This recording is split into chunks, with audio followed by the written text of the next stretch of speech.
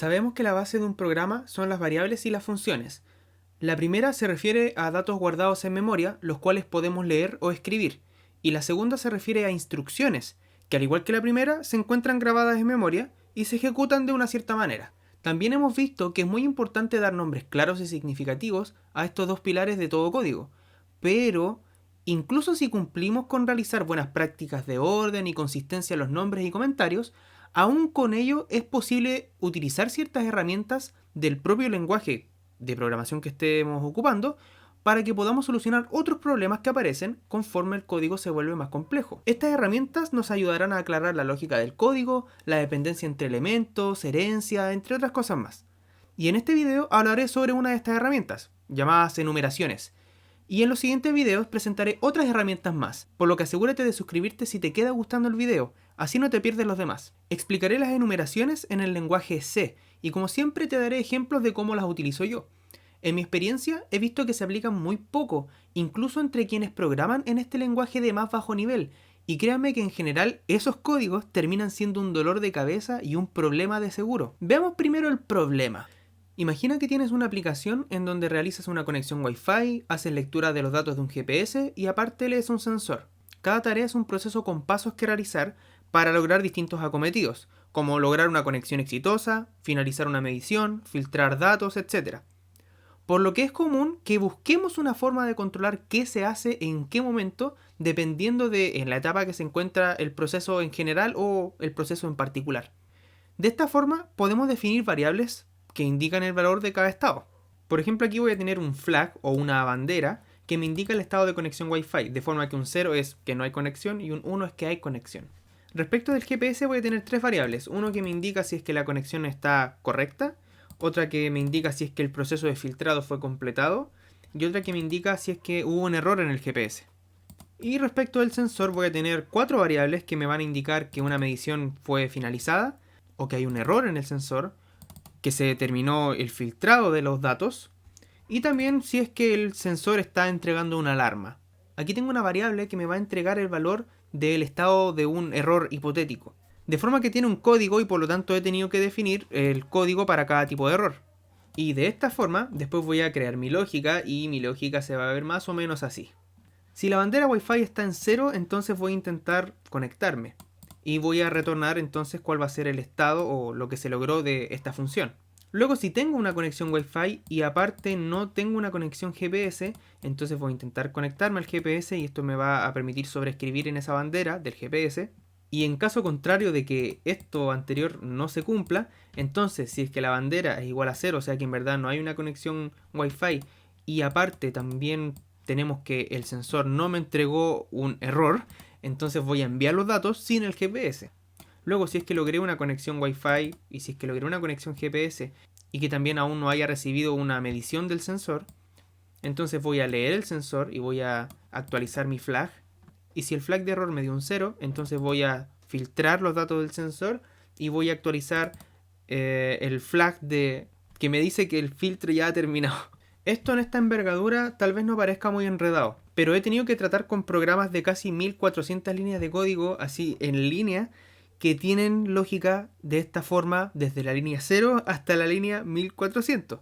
Y el problema es que el trabajo del debugging o del refactor de código se vuelve tedioso y casi imposible. Pero ya saben, nada es imposible. El problema aquí es que el código crece un montón debido a que para un mismo proceso en particular se ha definido una variable por cada subtarea, se podría decir, que realizar.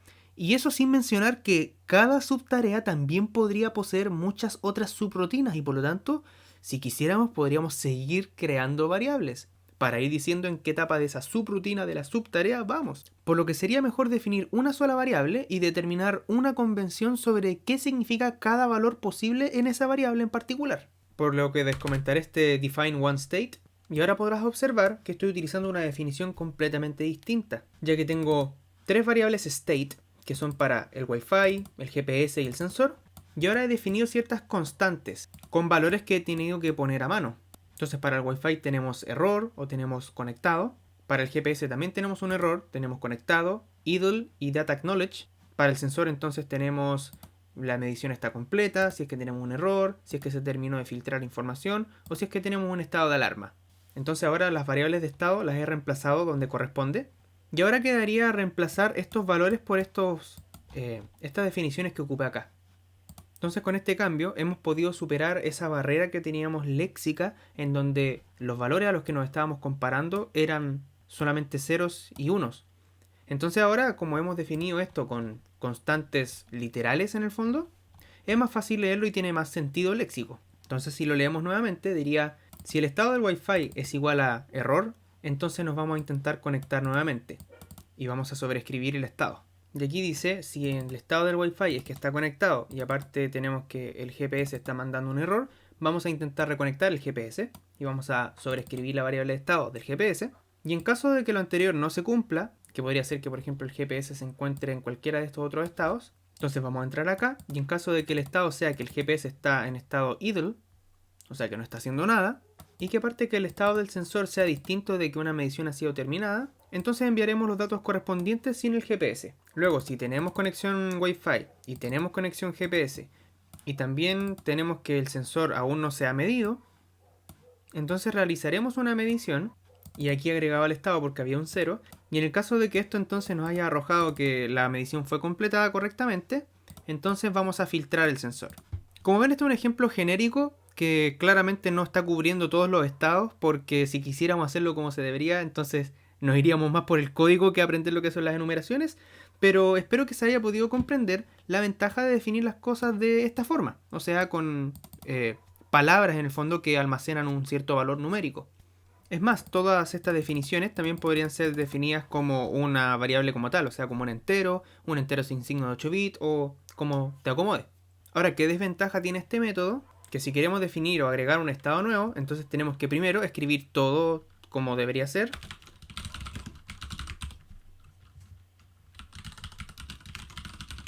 Y también tendríamos que darle un número de forma manual. Junto con ello, si es necesario que exista un orden lógico entre los estados, de forma que, por ejemplo, si estamos en el estado error, el siguiente tiene que ser connected y el siguiente tiene que ser idle y el siguiente tiene que ser data acknowledge, entonces si aparece un estado que iba entre medio de alguno, por ejemplo este estado GPS waiting, que en verdad debería estar aquí, entonces manualmente tendríamos que cambiar los valores de los otros estados. E imagínense qué ocurriría si esto tuviera 15 o más estados. Esa práctica es bastante común cuando sabemos que se debe cumplir ese orden secuencial, porque nosotros en el código, en vez de estar escribiendo igual algún cierto valor, nosotros siempre hacemos que la variable estado avance. Ese es un pequeño truco. Y por último, si estamos trabajando en alguna función o librería y alguna de nuestras funciones devuelve una estructura, de forma que ahí podemos devolver, por ejemplo, una medición y aparte un cierto estado, si declaramos el estado como una variable entera, incluso si podría tener el valor de cualquiera de los estados válidos, existe una manera más estándar de hacer esto. Entonces, en lugar de crear esta confusión, es mejor utilizar las enumeraciones, las cuales son un tipo de datos definido por el usuario para asignar nombres a constantes de tipo entero. Vamos a ver qué ocurre con este primer enum y con esta variable entera Wi-Fi state. Si a la variable Wi-Fi state le asignamos cada valor posible del enum de los estados de Wi-Fi y luego los imprimimos, veremos que para Wi-Fi error se le asignó un valor 0, para Wi-Fi connected el valor 1 y para password error el valor 2. De esta forma, el compilador asigna los valores de forma automática y consecutiva. Y fíjate que si tomo la variable GPS state y la hago igual a Wi-Fi error, si corro ese código, me va a decir que el GPS state también vale 0, ya que en este caso el compilador entiende que estoy intentando asignar un valor numérico constante a una variable que puede almacenar un valor numérico. Por lo tanto, en este caso, puedo asignar el valor de GPS state con el de distintos enums porque en el fondo son solamente constantes enteras. Existirán ciertos casos en donde va a ser necesario dar un cierto código a estos enums. Es decir, vamos a necesitar asignar en algún caso en particular algún valor por defecto. Veamos qué ocurre si a sensor error le damos el valor 0x56.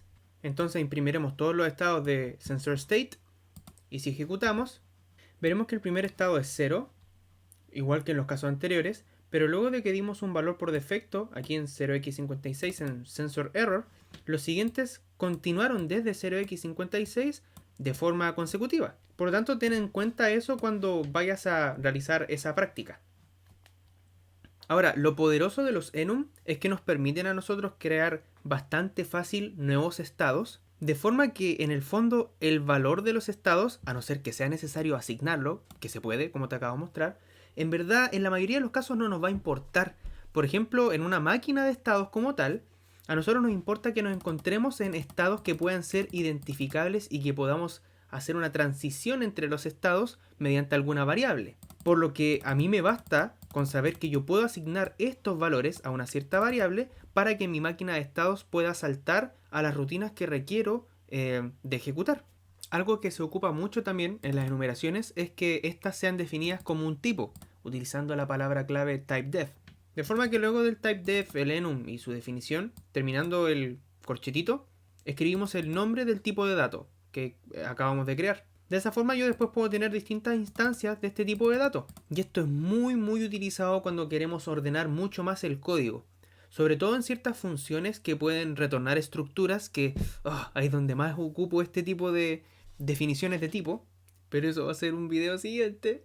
En donde cuando revisamos cuáles son los miembros de la estructura, nos queda muy claro que, por ejemplo, uno de los miembros es del tipo GPS. Por lo tanto, sabemos que ahí viene información sobre el estado del GPS. También sirve para recordarnos qué tipo de dato tenemos que pasar a una función. De forma que si defino una función, yo podría sin ningún problema hacer esto, en donde tengo una función GPS handle y recibo un tipo de dato GPS y lo paso como un puntero a esta función. Entonces yo ahora puedo crear de forma local un puntero al mismo tipo de datos y luego hacer que este puntero apunte a, en este caso, bueno, estoy pasándolo aquí por referencia.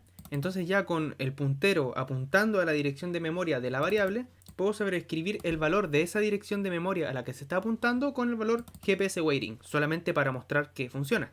De esta forma esperamos que el primer estado tenga el valor 0 y que el segundo estado tenga el valor asignado. Y si ejecuto, vemos que el primer valor es claramente 0, ya que iniciamos en este valor, que vale 0, y luego le asignamos el valor waiting, y ese tiene el valor 2. Por lo tanto, aquí podemos ver que manejándolo como un dato podemos crear estas operaciones con punteros y referencia, etc. Bueno, y fuera de esto no hay mucho más que decir. Las enumeraciones son algo bastante simple y más que todo son una herramienta para ordenar el código. En particular yo las veo mucho en estructuras, ya que en general como las estructuras tienen que almacenar estados y ciertos valores que muchas veces son constantes, en general vamos a tener estructuras que dentro de sus miembros se encuentra alguna enumeración. O incluso que también una cierta función podría devolver una enumeración. O que también incluso una función podría devolver una estructura que tenga esa enumeración y cuantas cosas más. Y donde yo más lo ocupo son en los switch o en las máquinas de estado. En donde yo al switch le paso esta variable de tipo, en este caso GPS, y luego yo programo distintas rutinas para cada uno de los valores posibles.